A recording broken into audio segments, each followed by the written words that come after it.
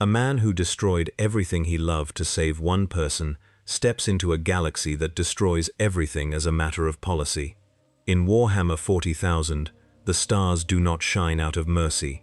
They burn, because burning is all that the darkness allows them. The air here tastes of incense and industry, and the specific grief of 10,000 years of people who learned to carry their dead rather than set them down. He came in carrying his. The question is whether a galaxy built on the weight of loss has anything to teach a man who made loss his reason, or whether it simply gives him 10,000 new ways to prove he has not learned anything yet. The Jedi Temple was burning when Anakin Skywalker made the choice that ended him. Not the building alone, the order, the institution, the framework of 10,000 years of discipline and sacrifice that had stood against the dark side of the Force, through wars and plagues, and the slow grinding patience of enemies who had waited generations to see it undone, all of it burning, all of it his. The smoke reached even this corridor, even this floor where he knelt with his hands flat against cool stone and his forehead pressed toward the ground, and a name that was not his own, still unspoken in the air around him, waiting for the being who had given it to him to say it aloud and make it real. The Force felt his decision before he finished making it. In every galaxy where the Force exists, it responds to the full weight of what living things choose. It does not judge. It does not intervene. It records, in the way that light records what it passes through, and what Anakin Skywalker chose in the corridor of the burning temple, registered in the Force like a detonation registered in stone, not a sound, but a structural fact, a change in what was load-bearing and what was not. He had loved. He had feared. He had been afraid for so long that he had forgotten the distinction between protecting what he loved and destroying everything else to keep it safe. The Jedi had told him that fear was the path to the dark side. They had not told him that the path ran in both directions. They had not told him that you could walk down it toward the thing you were afraid to lose, and that the walking itself would be the losing. The arithmetic had been simple. At the moment he performed it. One person against all the others. One life weighed against all the other lives. The Jedi called that reasoning the dark side. He called it honesty about what he could not survive. He would learn, later, that she had died anyway, that she had died of a grief that the medics called failure to thrive, and that he would spend the rest of his life. Understanding was a more precise diagnosis than any of them intended. But that was later. This was now. The smoke and the stone, and the name, and the silence of a man who has just burned down the only home he has ever known, with himself still inside it. The Force fractured around him, not cleanly. Not in the way things break when the break is inevitable and almost a relief, in the way they break when the material is strong enough to resist, and the force applied is greater than the material, and the breaking takes everything in the vicinity with it. The dark side rose through him, and the Force connected every living thing, and what poured through that connection in the moment of his choosing was not a wave but a pressure front, a change in what the Force was anchoring, radiating outward from the point of origin at speeds that light could not follow. In another galaxy, far away, and in another arm of a different spiral of stars, something felt the pressure front and reached toward it the way deep-sea creatures reach toward light, reflexively, hungrily, without needing to understand the source. The warp reached through. He was gone before the echo of his own name finished moving through the corridor. The webway was not a place in the sense that a room is a place or a planet is a place. It was a relationship between places, a dimensional architecture grown by beings older than the imperium of man through the application of psychic intelligence to the problem of navigation, tunnels of crystallized intention running between fixed points in real space through a folded medium that touched the warp at every surface without being consumed by it. The closest thing in the galaxy he had come from was the Force itself, present everywhere, structured by use, understood through practice, and never fully mappable. He arrived on his hands and knees. The floor was crystal that hummed at a frequency he felt in the bones behind his ears, a resonance so constant that after 3 seconds he stopped noticing it, and after 20 seconds he understood that it was the sound of intention sustained over a very long time. The walls rose around him in columns of Eldari crystal, architecture that had been grown rather than built, shaped by psychic geometry into forms of breathtaking specificity, supporting structures that had no right angles, because right angles were a human solution to a problem that did not exist for the species that built this place. The light came from within the crystal itself, sourceless and even, casting no shadows, because shadows require a single origin point, and this light had no point of origin at all. He understood immediately that he was somewhere very old, not old in the way that buildings accumulate age, stone by stone, and repair by repair. Old in the way that things made by sustained purpose accumulate it, layer over layer, each one compressing the ones before, until the age is a physical characteristic of the material, rather than merely an annotation in the record. The webway predated the Imperium. It predated the wars that made the Imperium necessary. It predated the catastrophe that had scattered the people who built it into their current numbers and their current desperation. He was breathing air that had circulated through these tunnels for longer than the civilization he had been born to defend had been a civilization. His lightsaber was in his hand before he registered reaching for it. Blue light, the color of a different sky on a different world in a different life, painted the webway passage in cold fire. He breathed. He catalogued. He was alive in an unrecognized location, with no confirmed threats in immediate sight, which was a foundation upon which a working assessment of options could be built. He was a soldier and a Jedi Knight, and before either of those things he was a person who had been fighting for survival since childhood, and survival begins with accurate information about what is immediately killing you and what is not. Nothing was immediately killing him. The Force was wrong. He reached for it with the automatic confidence of someone who has used a tool every day for 22 years and found it present and answering, but answering from the wrong direction, translated through a medium that was not what he was accustomed to. The same power, the same fundamental truth that connected all living things and moved through them, and could be used to do extraordinary things and terrible things and sometimes both at the same time. But the surrounding medium was the warp, and the warp did not run on the same logic as what he had grown up inside. He could feel the warp through the webway walls, an ocean pressing against the hull of a submersible, close and total and enormous, and beneath the warp he could feel something else, the distant weight of things that had been feeling things for so long that the feelings had taken on independent existence, had grown architecture of their own, had become the foundations of something that called itself divine. He had felt the dark side of the Force his entire life. He recognized the family resemblance. He deactivated the lightsaber. In the sudden restoration of sourceless crystal light, the webway passage resolved into completeness, and in that completeness, he saw that he was not alone. The harlequins had been there before him. He did not know that word yet. He knew 12 beings, arranged in the webway passage at distances from him that had nothing accidental about them. Their costumes the fractured geometry of a language he could not read, diamonds of black and white and crimson moving in configurations that were both too precise for improvisation and too varied for mere military positioning. Their masks were faces made of emotion rendered in enamel and paint, each one expressing a specific state with the clarity of something that has been refined over centuries into the most concentrated form of its own meaning.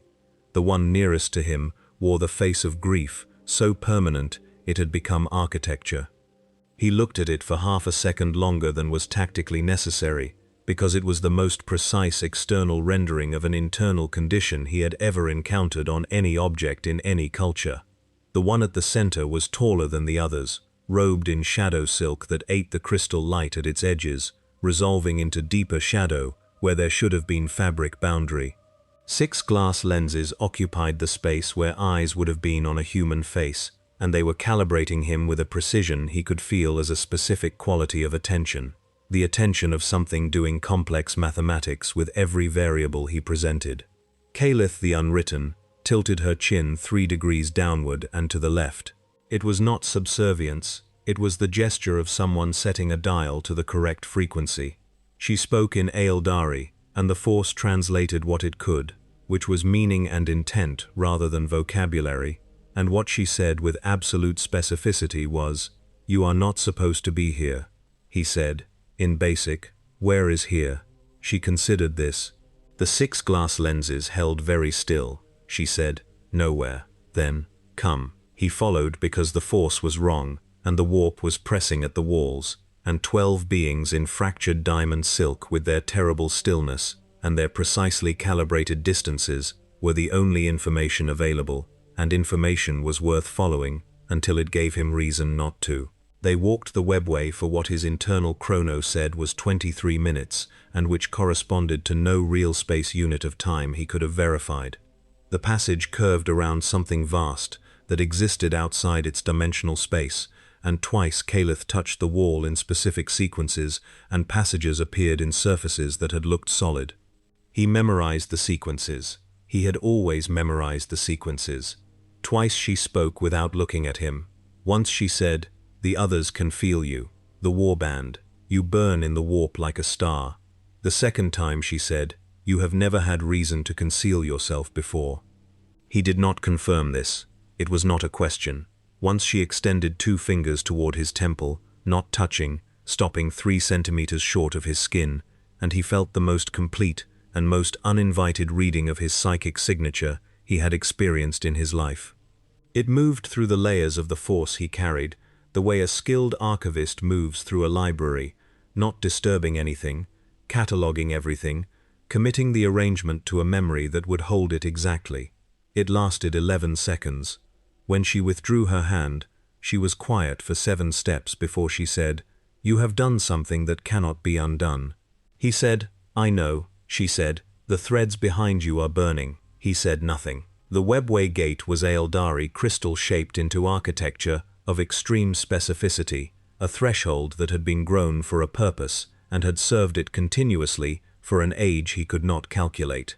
It opened at her gesture. On the other side was the dying world. Ayasurath Nez filled his vision in every direction like a city that had decided it was also a cathedral, and then decided it was also a ship, and then decided that none of these categories was sufficient, and had simply become what it needed to be regardless. The central spire of its infinity circuit rose through the inhabited space in a column of amber crystal 40 meters across, and around that spire, arranged in the specific architectural logic of a people who have had 10,000 years to optimize the relationship between structure and psyche, were the living quarters and cultivation chambers and contemplation halls and armament workshops of 80,000 Eldari who had been defending their home for 4 decades and had not finished. The craft world should have felt like a monument. The 80,000 people moving through its corridors had reduced it to something more honest, a siege fortification that had been lived in long enough to become a home, which is different from a home that has been turned into a siege fortification. The difference was in the specific economy of motion these people had achieved, the absence of any movement that was not doing something, the way every person they passed was moving between 2 points with the directness of people who have learned that everything between the points is territory that could become relevant at any moment. They looked at him. He had been looked at before. He had been stared at on 20 worlds in the service of the Republic, and had learned to read the quality of being stared at the way others read weather.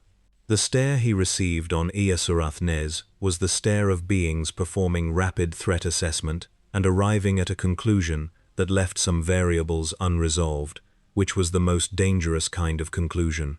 Several of them reached for weapons, registered Calith's presence, and stopped themselves. The stopping was deliberate. It was the gesture of a policy decision made in advance and honored at real cost. Farsia Aelindra Sorvath met them in the central chamber. She was old in the way that planets are old, not visibly aged but compressed by the sheer weight of accumulated time into something denser than its apparent volume.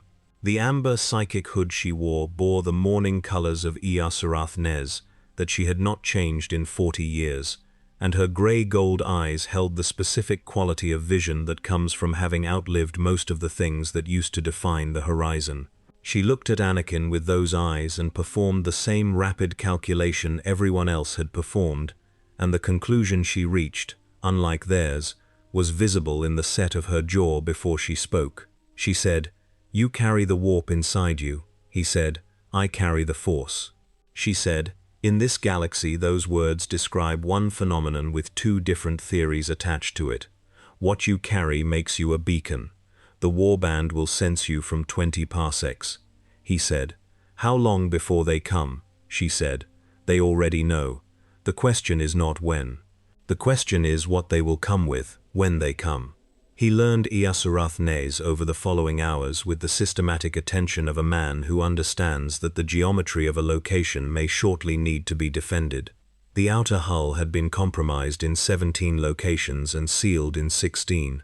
The 17th breach was maintained deliberately, a controlled gap used to channel Slaaneshi incursions into prepared kill zones, a tactical solution that required the specific arithmetic of a defending force that has had 4 decades to calculate precisely how many of its own people it is willing to feed into the machine of a corridor ambush in exchange for the attrition rates it can inflict on the forces coming through. The Infinity Circuit was operating at 63% of design capacity. Of the 200,000 souls that had inhabited Iasurath Nez 40 years ago, 80,000 remained, the others evacuated to other craft worlds or, in numbers Aelindra stated without inflection, lost in ways that could not be undone. He felt the force's wrongness more acutely in stillness than in motion, the way some sounds only become audible when the surrounding noise drops away.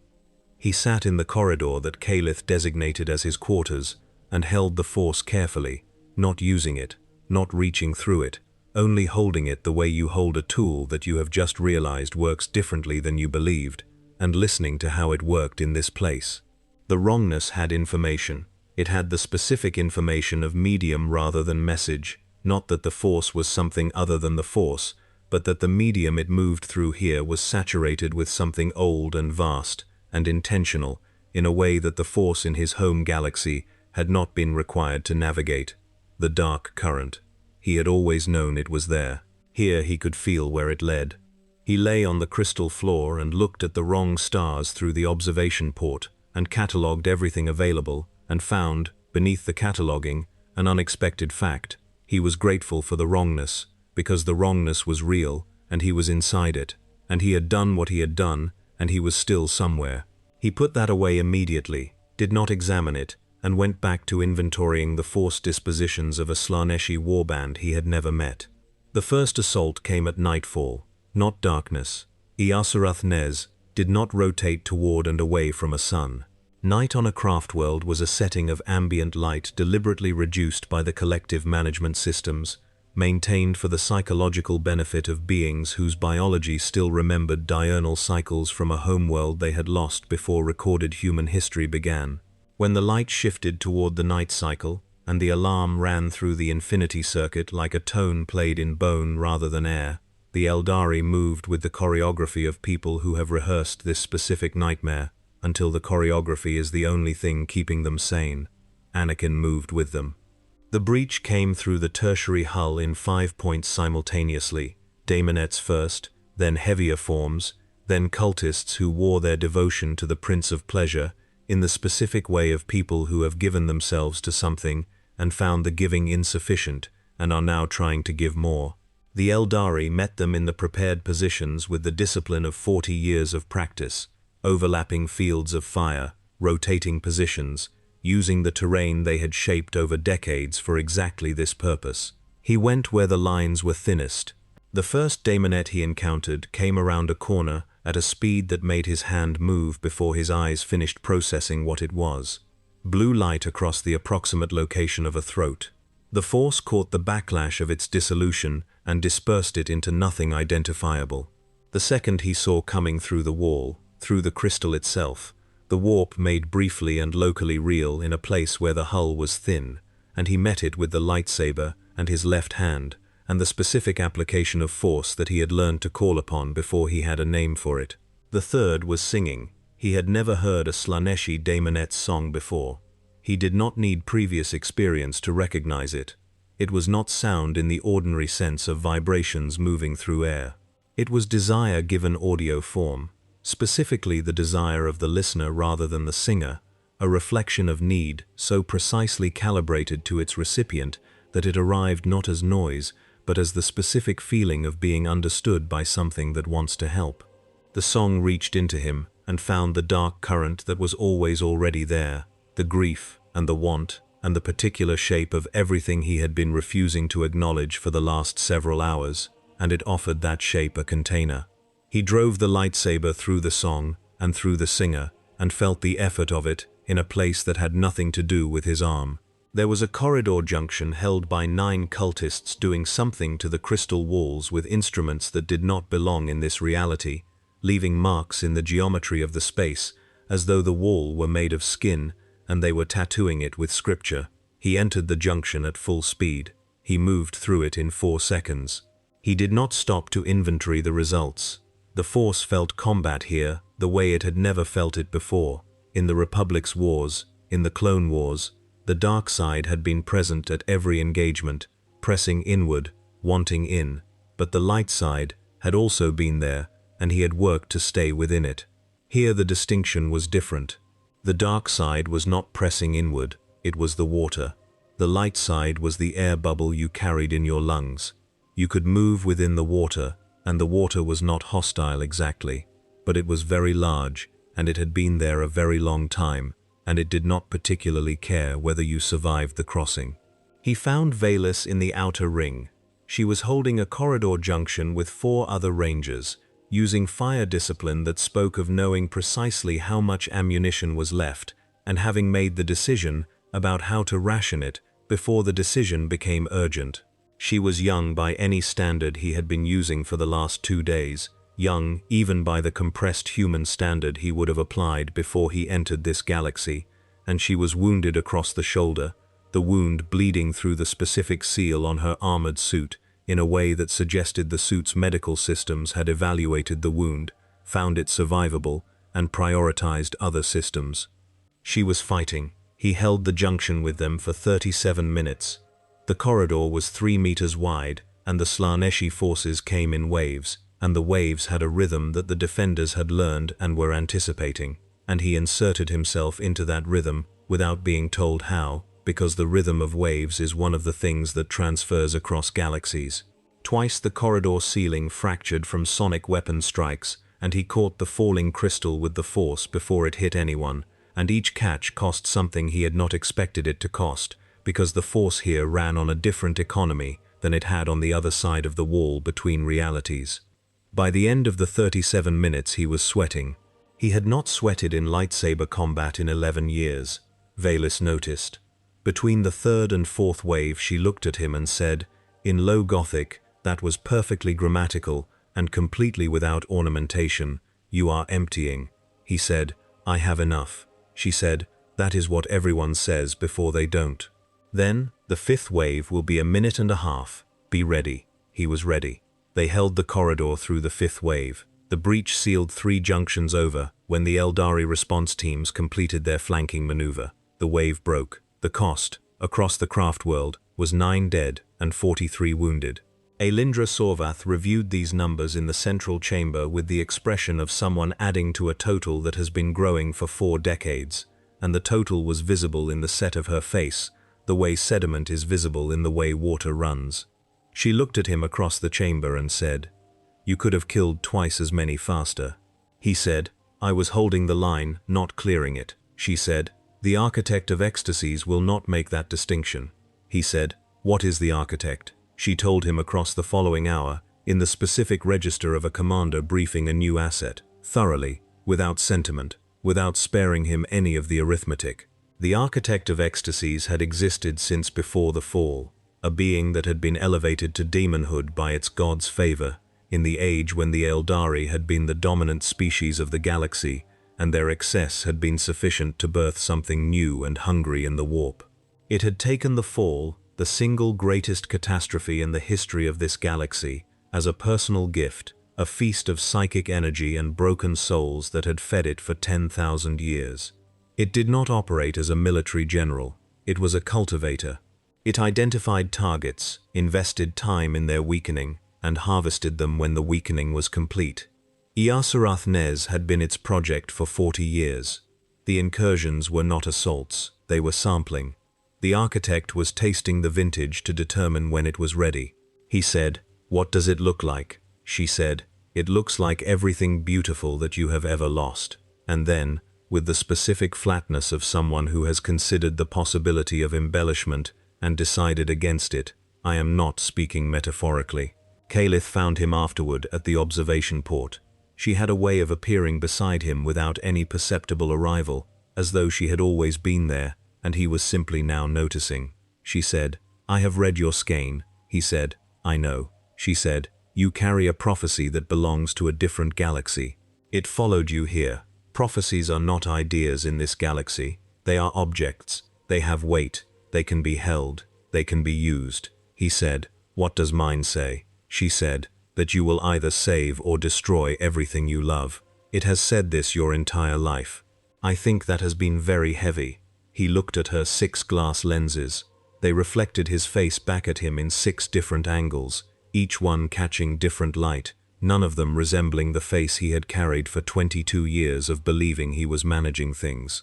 He said, "Can I go home?" She said, "I am still working on what that would require, and what it would cost." He said, "And if the answer is no?" She was quiet for 4 seconds. She said, "Then you are here, and here has a use for what you carry, if you can learn to carry it in the right direction." She said that with the care of someone dropping something precisely calculated into a precisely calibrated space. He did not ask her to clarify. He had been a politician's wife and a general's comrade long enough to know when a statement was designed to be returned to, rather than answered immediately. Valus found him on the 3rd day. She did not approach him with the careful distances the other Eldari maintained, the spacing of people who have evaluated a thing and decided to engage with it and have not stopped evaluating. She walked up to him directly, with the economy of motion of someone to whom social precaution is a resource expenditure that the last 40 years have made untenable. She said, "I am told you are trying to understand us." He said, "I am trying to understand this galaxy." She said, "Those are not the same thing." He said, "I know." She sat beside him, which no one else on Iyasurath Nez had done. She had the controlled precision of all the Eldari he had met, every movement exactly what was needed, and nothing beyond it. But beneath the control was something tightly coiled and very carefully maintained, the specific bearing of someone who has been not breaking in public for so long that the not breaking has become a skill. He recognized it the way you recognize a technique you have been using yourself. He said, "How long have you been here?" She said, "I was born here. My parents were born here.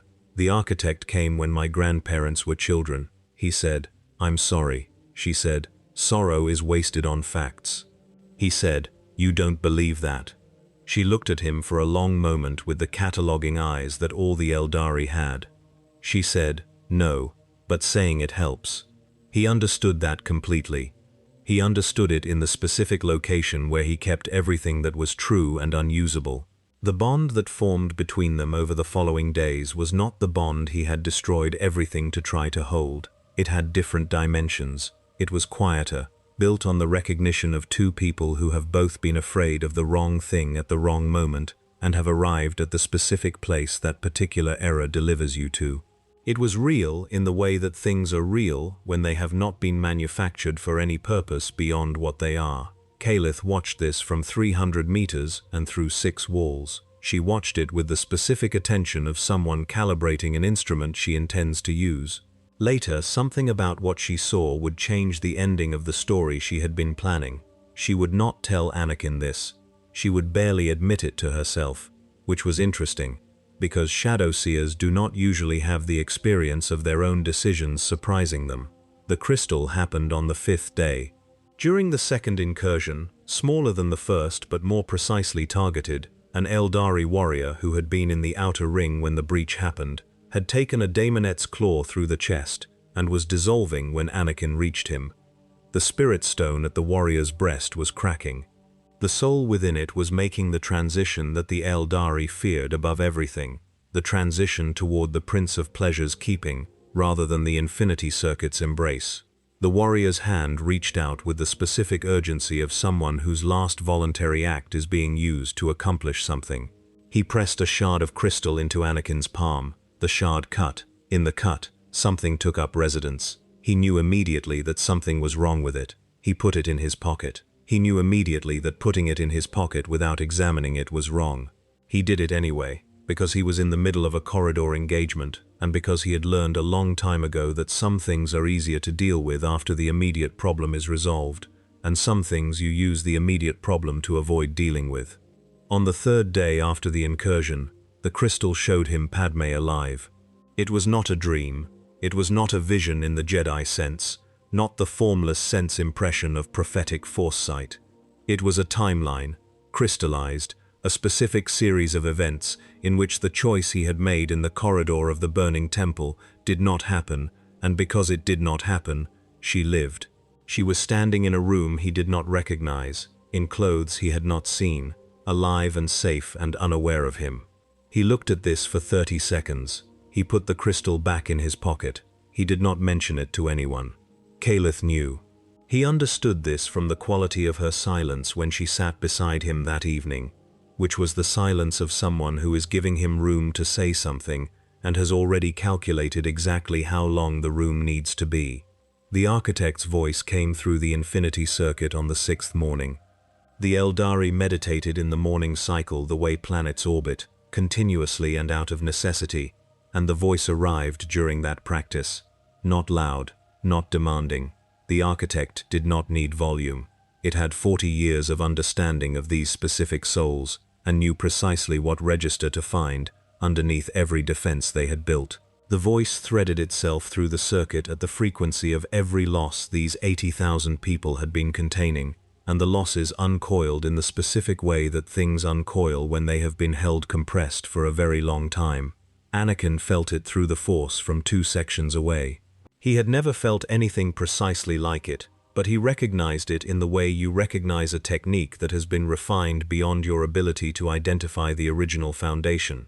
The dark side of the Force, as he had used it, was fire built from specific emotions, from grief and fear, and the need to control the things that frightened him. The architect's voice was that fire stripped of its crudeness, the specific distilled essence of what those emotions were actually reaching for beneath their surface presentation, which was not power and not safety, but simply the cessation of hurting. It reached for him. He cut the Force off, all of it. He had never done this before. It was like holding his breath underwater. The pressure was immediate, and the silence was profound, and both were preferable to what was being offered. He held the cutoff for 45 seconds. The voice moved on. Alindra found him afterwards sitting on the floor of a junction corridor, with his hands flat against the crystal and his breathing controlled by conscious effort. She said, "You heard it," he said. "It tried to offer me something." She said, "What?" He said, "I didn't listen long enough to find out." She looked at him for a long moment. She said, "Most beings cannot sever their psychic connection before the architect completes the offer. You did it in seconds," he said. "I've had practice not listening to things I want to hear." She sat across from him, which she had not done before, and she told him the rest of the strategic situation. The infinity circuit was compromised, not corrupted, not yet, but accessible, which was the same thing at the timescale of this particular threat. For 40 years, the architect of ecstasies had been mapping the emotional geometry of every soul on this craft world. Now, it had a complete map. It was going to use it. The full assault came 6 hours later, 11 hull points simultaneously, not the testing incursions of the first 2 engagements. This was the harvest pressure, the warband's full commitment, the specific violence of a force that has been patient for 40 years deciding that the vintage is ready. Daemonettes and Slaneshi noise marines and heavier forms and beings that had once been Eldari, which was the worst category, moved through the 11 breaches with the specific intimacy of forces that know the terrain because they have been studying it for decades. The Eldari met them the way the Eldari meet everything, with absolute precision and the mathematics of sacrifice calculated in advance so they do not have to calculate it in the moment. Anakin went where the dying was thickest. The Force was wrong in this galaxy, but combat has a logic that predates every philosophy, and that logic was the same here as anywhere, faster and harder and more accurate and more aware of what was behind you and beside you. He moved through the corridors of Ea-Surath-Nez like weather, like a system that the architect's forces had not mapped because it had not been here 40 years ago or 4 days ago, like something genuinely new in a siege that had not had anything new in a very long time. A noise marine whose sonic weaponry had been cutting through crystal walls and through Eldari warriors who had been covering the retreat from the 5th junction, turned toward him as he arrived, and the weapon turned with it. He felt the sonic attack more than heard it, felt it in the specific way that things built of sound interact with the Force, which is to say that it had a shape and the shape could be worked with. He put the shape into the wall. The wall fractured. The noise marine discovered, in the half-second before it stopped discovering things, that its weapon had been redirected. He went further in. The corridor leading to the critical junction at the heart of the outer ring was held by a force of Slaaneshi cultists and 3 daemonettes, and something larger that moved on too many legs and wore its devotion to the Prince of Pleasure in its anatomy. He did not slow down. There is a specific quality of movement that comes from a person who has decided that the only available options are forward and faster, and that quality is recognizable across species and across galaxies, and what came through the cultist's position at full speed carrying a blue lightsaber was very recognizable. He cleared the corridor in 40 seconds and felt the Force take the cost of those 40 seconds out of reserves that were measurably smaller than they had been this morning. He found Valis at the junction 376. She was holding it. She and 2 other rangers who had been covering this section through both previous incursions were holding a junction that 3 waves of Slaaneshi forces had been trying to take for the last 40 minutes, and they were holding it with the specific quality of discipline that comes from having no other option and having made peace with that fact before the option disappeared. Valis had a wound across her thigh that had slowed her by perhaps 5%, and which she appeared to have decided did not exist. He took the left side of the junction. He did not announce his arrival. The situation was self-explanatory. They held junction 376 for an additional hour. During a pause in the 3rd wave, she said, "You are running lower than last time." He said, "The Force costs something different here." She said, "Everything costs something different here. That is the sentence that describes this galaxy." He said, "What does it cost you?" She said, "Everything." Continuously. And then, "I am accustomed to it." He said, "How?" She was quiet for a moment, the quiet of someone selecting precision over speed in a conversation they have had versions of before. She said, "You accept that it will keep costing, and that the payment matters, and that mattering is enough." He said, "Is it?" She said, "Sometimes. Today, yes." The 4th wave came. He went into it. The assault broke across the craft world in 6 hours and 40 minutes. The cost was 19 dead and 112 wounded in a population that could not afford either number. 2 sections of the Infinity Circuit had shattered in the backlash of corrupted warp energy that the architect had threaded through the breaches in the final hour, not content with the casualties, wanting the souls too. The circuit held the souls of those 2 sections, protected by the backup structure that the Eldari had been reinforcing for 4 decades. Not all of them. The math was not that clean. Anakin sat in the aftermath with his back against the crystal wall of a corridor that still smelled of ozone and the specific burning that Slaaneshi incursions leave behind, and said nothing for a long time. Kalith sat beside him. She said, "The architect did not come itself." He said, "It was assessing the cost of this position." She said, "Yes, and it knows now, and it will come when it decides the cost is acceptable." He said, "How long?" She said, "When it decides you have used enough of yourself." He was quiet. He took the crystal from his pocket. He held it in his palm, face down, without looking at it. He said, "I need to tell you about this." She said, "I know what it is." He said, "Then tell me." She said, "It is a shard of possibility, crystallized by the changer of ways, from the specific frequency of your grief. It shows you real things, not fabrications. The changer of ways does not fabricate. It finds the timelines that exist and shows them to you and watches what you do when you know they exist. What it shows you is the most dangerous possible truth." He said, "She's alive, in what it shows me." She said, "Yes." He said, "Is it showing me something I can reach?" She said, "That is not a question the changer of ways ever answers. The offer is always the existence of the possibility, never the path. And the watching of what you do with a possibility you cannot reach is the point." He said, "Tsiench arranged this. The crystal, the dying warrior." She said, "Yes, Your chosen one prophecy followed you here, and a chosen one's unresolved fate vibrates in the warp in frequencies the changer of ways finds irresistible. It has been watching you since the moment you arrived. The architect of ecstasies is the instrument it lent to this craftworld's siege, but you are the project, he said. The architect is bait, she said. You and 80,000 Eldari souls. But yes, the architect would have taken this craftworld in its own time. Having you here has accelerated the timetable. The architect will come sooner because of what you represent as an offering. A chosen one, unresolved, already broken once, already knowing how the fall feels, already reaching for the thing the crystal shows him. He closed his fist around the shard. He felt the vision attempt to resolve inside his palm and held the fist closed against it. He said, "You used Valis to reach me." She was quiet for 3 seconds. She said, "Yes." He said, deliberately. She said, "The resemblance was real. I did not manufacture it, but I made certain you learned her name, and I arranged the encounters." He said, "If she dies because you positioned her where you needed the effect of her," she said, "then I will have made a decision that this craft world required, and I will carry it. This is what I am." He said, "What are you?" She said, "A person who reads the skein and does what the skein requires and bears the weight of what that means. The same as you. The categories differ, the weight is the same." He was quiet for a long time. He did not agree. He did not disagree.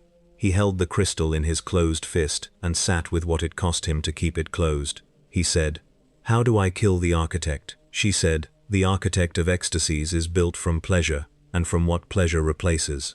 Every soul it has consumed has become part of its form. Every loss it has cultivated and harvested has added to the architecture of what it is.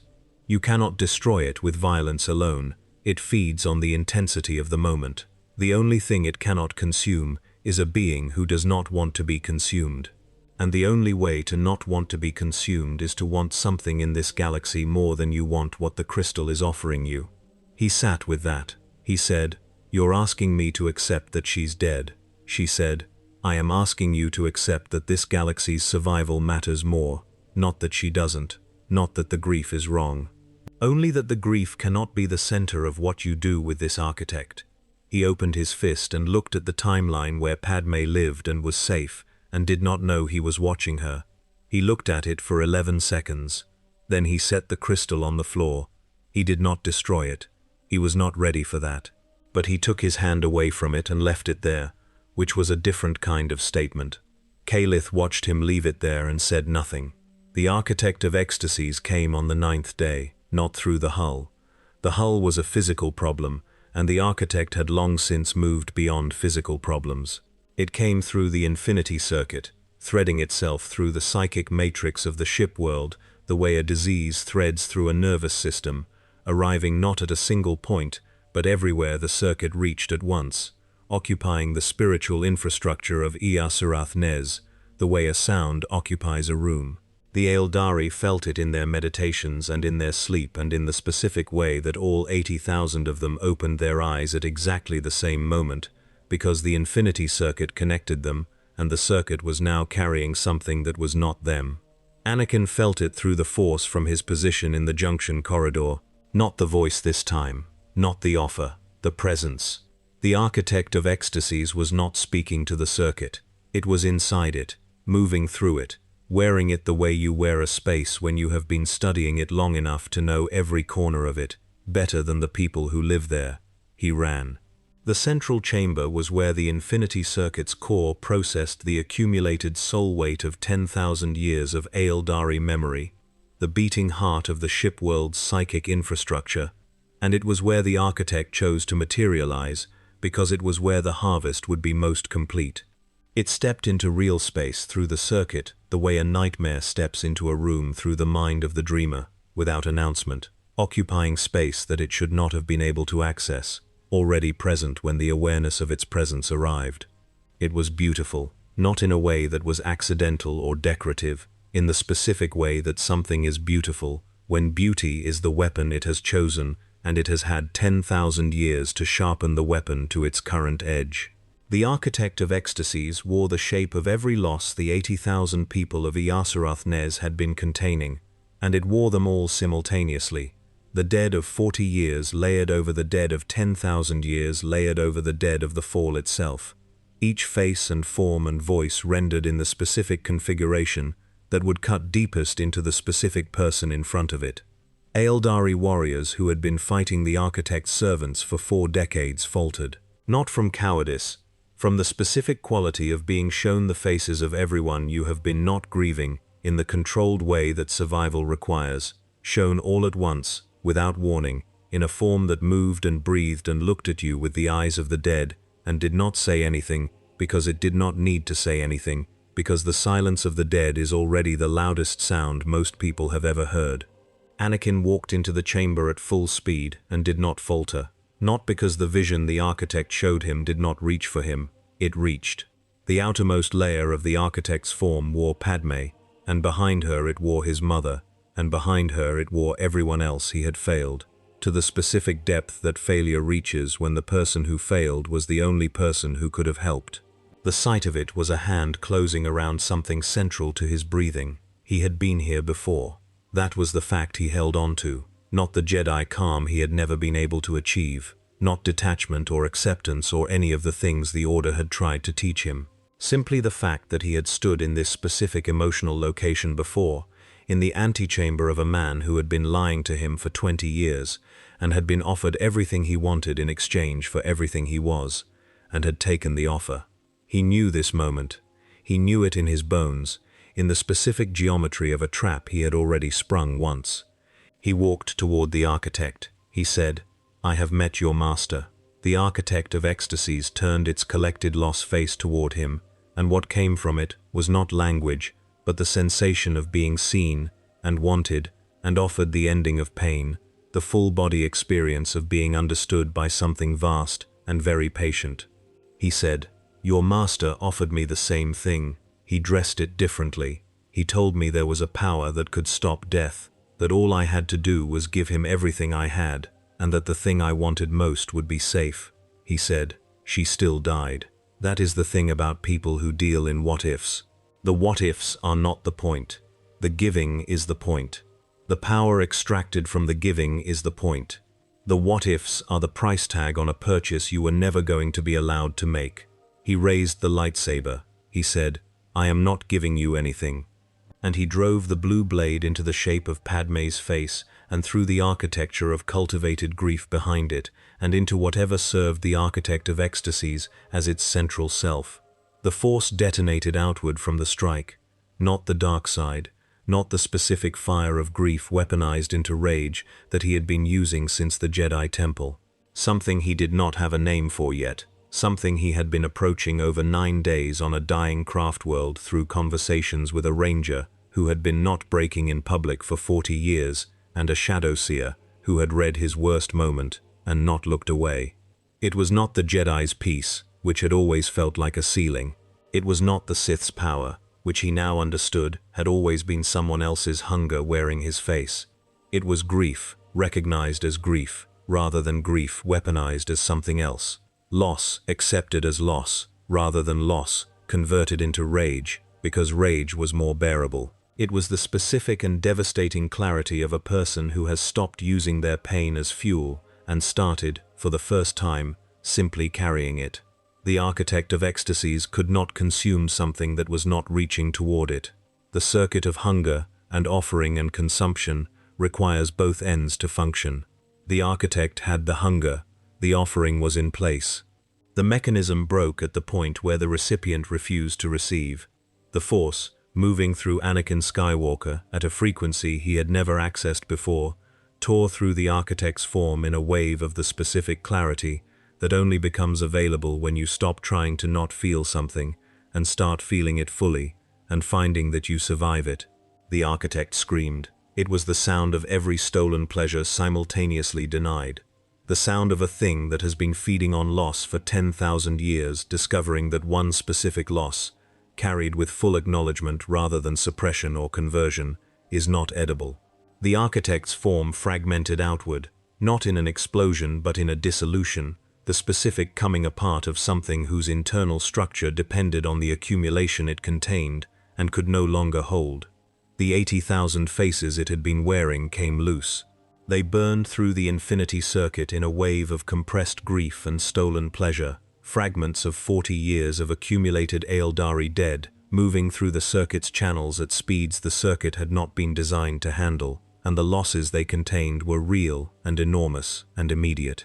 The circuit groaned under the load. 3 secondary nodes fractured. One section of the main channel went dark for 4 seconds before the redundant pathways activated and the load redistributed. The circuit held. 19 of the dead from the final assault stayed in the circuit. Their soul stones held. Their presence remained in the amber column at the heart of the ship world, added to the weight of 10,000 years of Aeldari memory. One did not. The backlash moved through the outer ring at the moment of the architect's dissolution, warp energy discharge from the Daemon Prince's death radiating outward through the channels the architect had used to enter the circuit. Junction 376 was on that channel. Valis had been holding Junction 376 through the entire assault. She held it through the backlash too, which was the kind of fact that carries its own eulogy. Anakin found her when the circuit stabilized and the emergency lighting returned to its normal cycle, and the 80,000 Aeldari of Iasurath Nez understood simultaneously through the circuit that the architect of ecstasies was gone, and began the specific process of receiving that information that a people who have been under siege for 40 years require. She was at her junction. Her rangers were there. The breach they had been holding was sealed. The walls around them bore the marks of a very long fight conducted by people who had decided where they were going to stand. He sat beside her, and the specific stillness that is the body's last courtesy to the dead settled around him. The Force did not provide a netherworld here. There was no place between places where the consciousness of the fallen lingered in forms that could be reached. Her spirit stone had cracked in the backlash, and her soul had moved through the crack into the infinity circuit rather than into the Prince of Pleasure's keeping, which was what she would have chosen, which was what the Aeldari infrastructure of dying was designed to achieve, and understanding that helped somewhat. It helped somewhat. He did not reach for the crystal. It was still in the central chamber where he had left it on the floor before going to fight. He knew this and did not move toward it.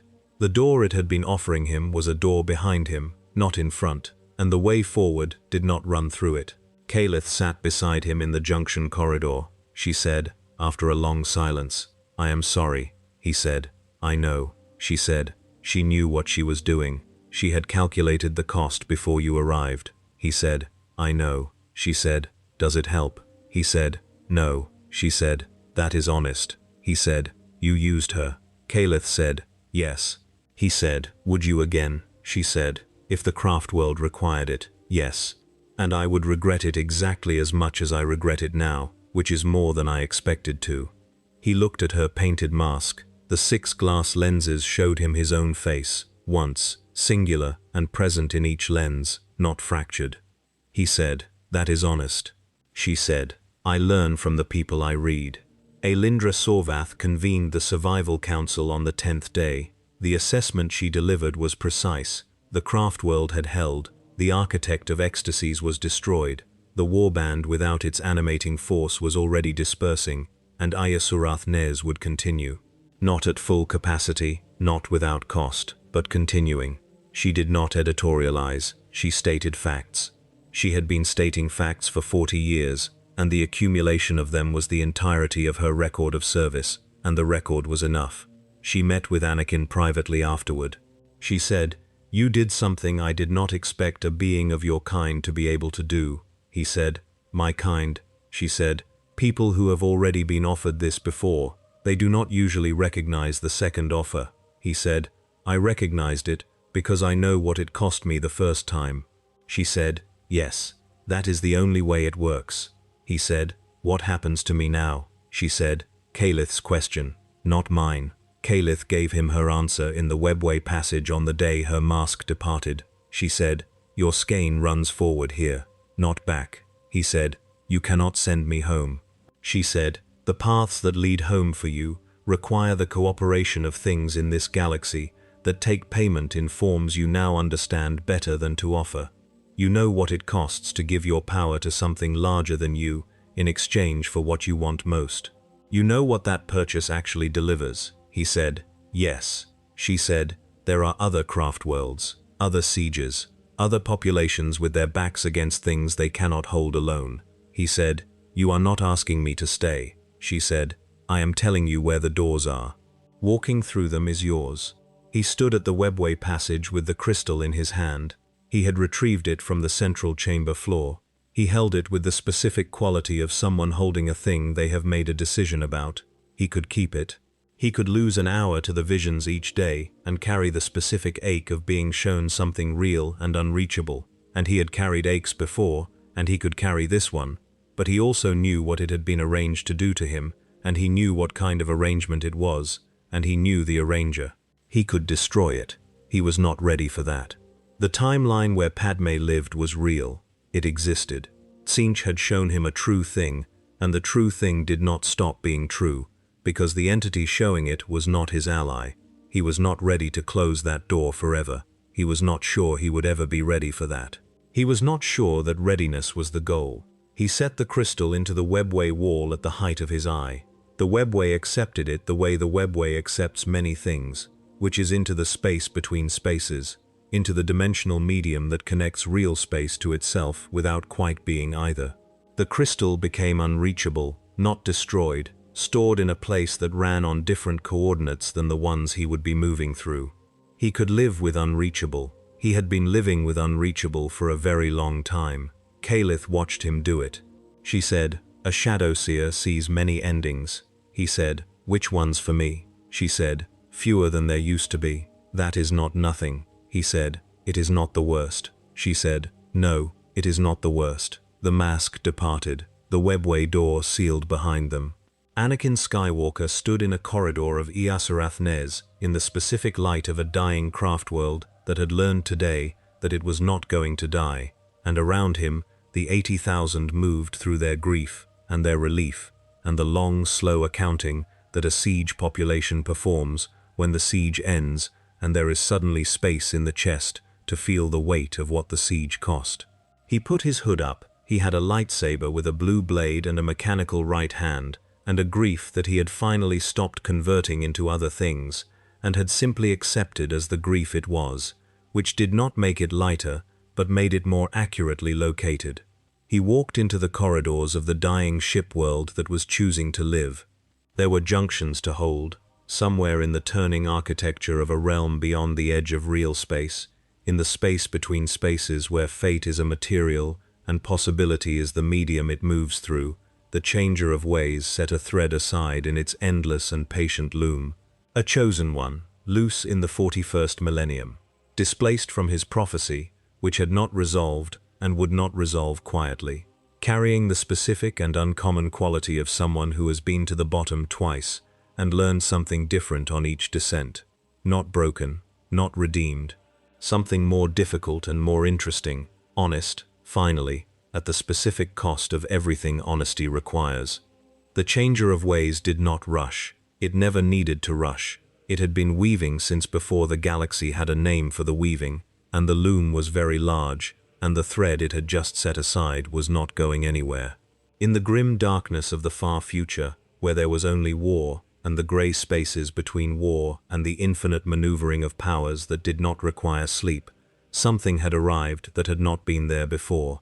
A man who had learned what grief was for, in a place that had forgotten. The galaxy, which is very old and which has seen many things arrive and be broken or consumed or made into instruments of other agendas, was still deciding what to make of it. That uncertainty was either the most dangerous quality a thing could have in a universe this old, or the only thing in it worth calling hope.